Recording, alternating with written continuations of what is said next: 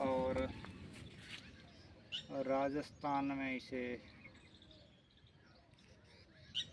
इस पेड़ को पूजनीय वृक्ष माना जाता है पूरे हिंदू समाज में। और इस खेजड़ी को समी बोलते हैं, समी वृक्ष। ये खेजड़ी बहुत साल पुरानी है। ये धार्मिक दृष्टि से देखा जाए तो ये पीपल के समान ही पूजनीय है। तुलसी और पीपल जैसे पूजनीय होते हैं, ऐसे इस खेजड़ी की महिमा है। और ये खेजड़ी का वृक्ष बहुत पुराना है। इनके देख रहे हैं आप, अगर दिख रहा है कैमरे में तो ये बाहर की तरफ ये बढ़ गया है। और हो सकता है ये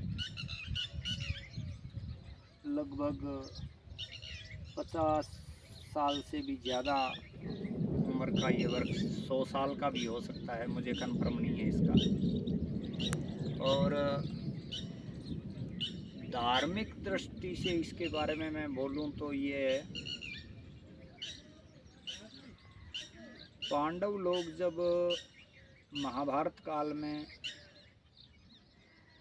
परीक्षित को राज तिलक करके जब हिमालय की तरफ स्वर्गारोहिणी की तरफ जा रहे थे, जब अपने हथियार इसी वृक्ष के ऊपर रखे गए थे, इस वृक्ष के ऊपर, खेजड़ी बोलते हैं इसे। और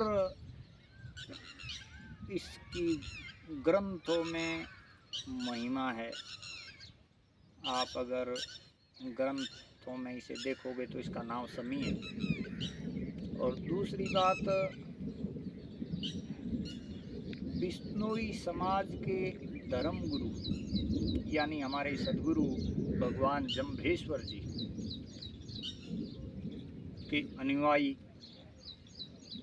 माँ अमृता के नेतृत्व में 363 हमारे पूर्वज इस वृक्ष को, जो कई लालची लोग काटने के लिए आए थे और उनके पास हथियार थे और राजा के सैनिक साथ में थे, और माता अमृता घर में दही का विलोवना कर रही थी, बार आवाज़ सुनी कि खेजड़ी काट रहे हैं कई राज सैनिक। तो उनकी बेटियां और स्वयं माँ अमृता देवी उनके नेतृत्व में हंसते हंसते ऐसे चिपट गए थे। और राजा के लोगों ने ऊपर कुहाड़ी चला दी थी, आरी चला दी थी, लेकिन वो पीछे नहीं हटे।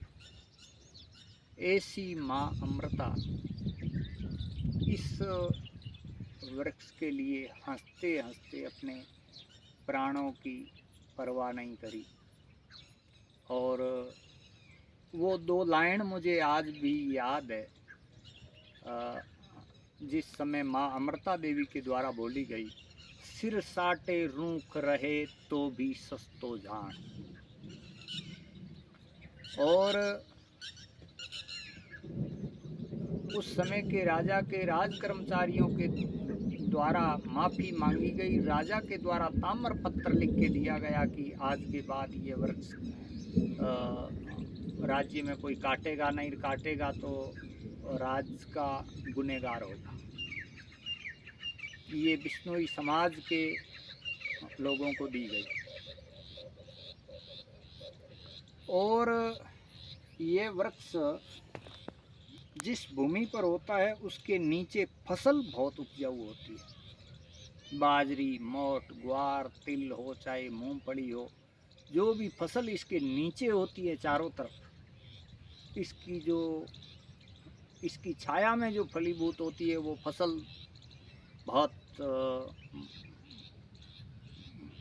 उसका फल ज़्यादा होता है और वो एकदम हरी भरी होती है। दूसरी जगह से खेजड़ी के नीचे फसल अच्छी होती है, मेरे कहने का मतलब।